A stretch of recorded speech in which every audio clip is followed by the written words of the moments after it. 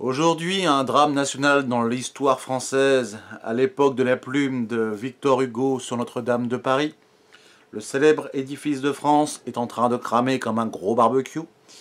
La charpente, auquel des travaux de rénovation depuis années et mois qui n'en terminaient pas, vient de finir en cendres.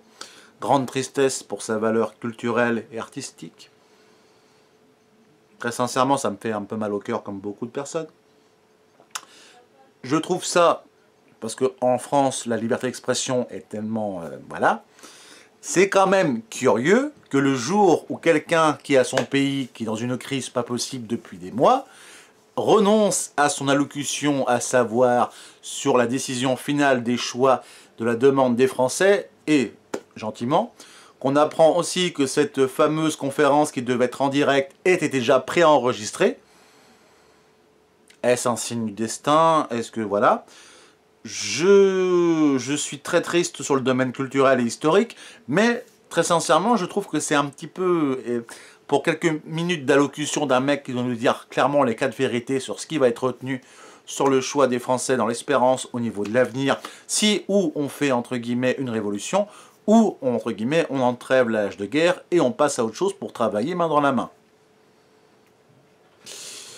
Savoir les causes, à savoir de ce qui s'est passé, pourquoi ça a brûlé au niveau de la charpente Notre-Dame, ça par contre, c'est pas à nous de le poser.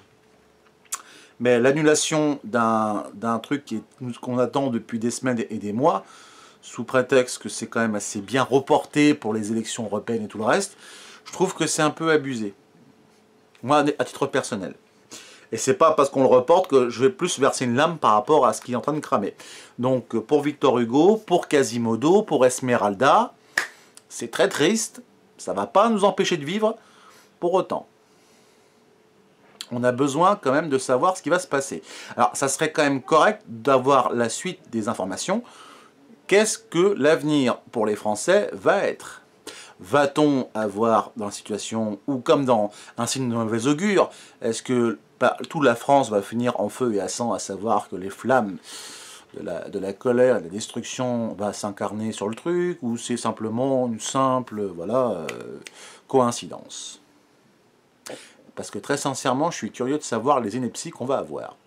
Merci.